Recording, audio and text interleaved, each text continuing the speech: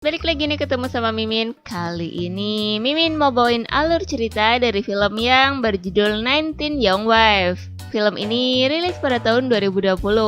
Film ini sendiri menceritakan tentang seorang suami yang harus merelakan istrinya beranak-anak dengan laki-laki lain. Ya, tentunya demi kebahagiaan dan kepuasan sang istri. Wah, penasaran banget dong gimana ceritanya? Jadi tonton terus videonya sampai selesai ya.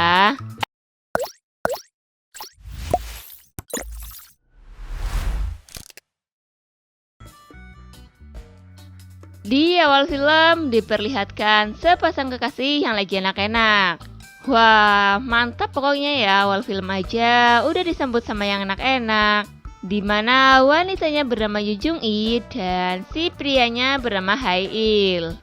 Scene berganti di saat Yu Jung Yi yang sedang mempersiapkan makanan. Dan setelah makanan sudah siap, datanglah suami Yu Jung Yi yang bernama Yeong.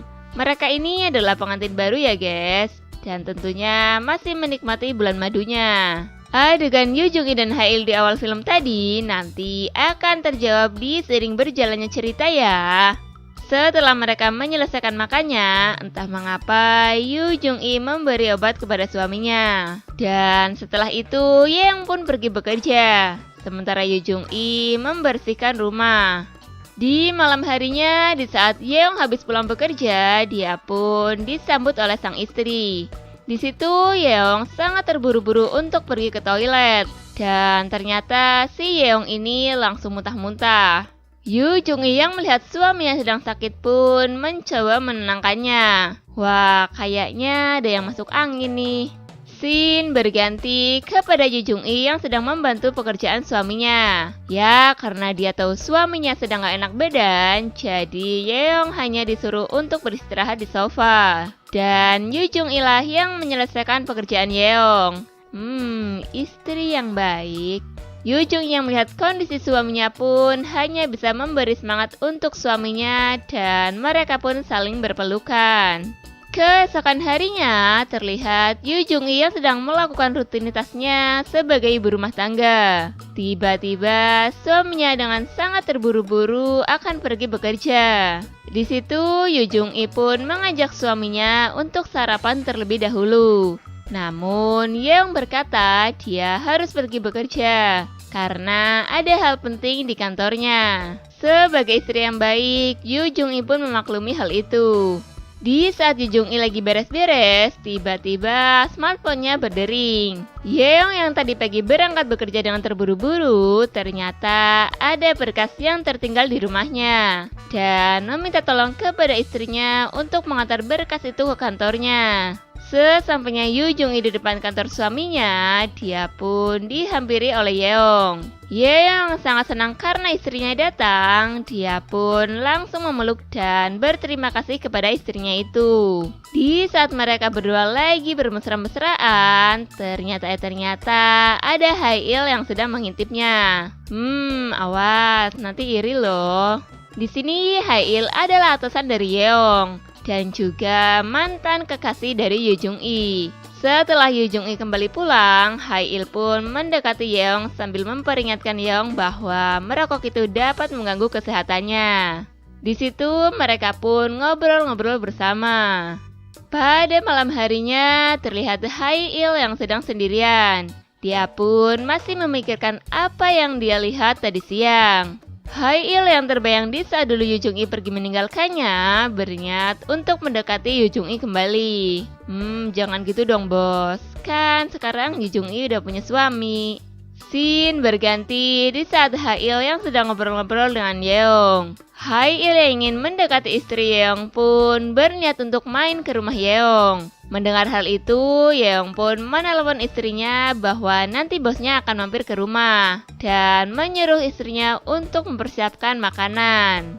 Scene berganti di saat mereka berdua sampai di rumah Yeong. Mereka pun disambut oleh Yu Jung Yi. Di sini Yu Jung Yi baru tahu ternyata bos dari suaminya itu adalah mantan kekasihnya sendiri. Tetapi Yu Jung Yi bertingkah biasa saja layaknya mereka itu baru kenal. Ya mungkin biar nggak ketahuan ya sama suaminya. Kemudian mereka bertiga pun masuk dan duduk bersama di ruang tamu.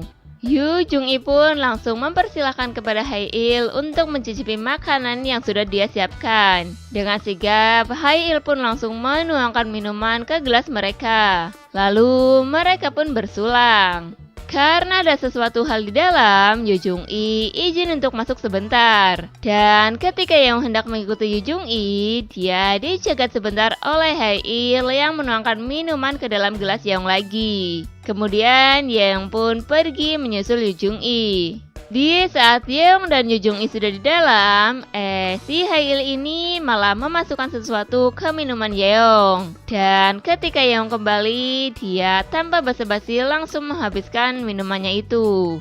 Beberapa saat kemudian, Yu Jung-i yang ada di samping Yeong, dia mencoba membangunkan Yeong. Tapi entah mengapa si Yeong ini tak bangun juga. Jadi ternyata yang tadi Hae-il masukkan ke minuman Yeong adalah obat tidur ya guys. Ya mungkin ini taktik dari Hae-il untuk bisa mendekati Yu Jung-i lagi. Melihat keadaan suami Yu Jung-i yang sudah tertidur pulas, Hae-il pun tidak menyanyikan hal itu untuk membicarakan tentang perasaannya kepada Yu Jung-i. Ya, karena sekarang Yu Jung-i sudah punya suami, jadi dia hanya bisa menyuruh Hae-il untuk melupakan semua masa lalunya bersama Yu Jung-i.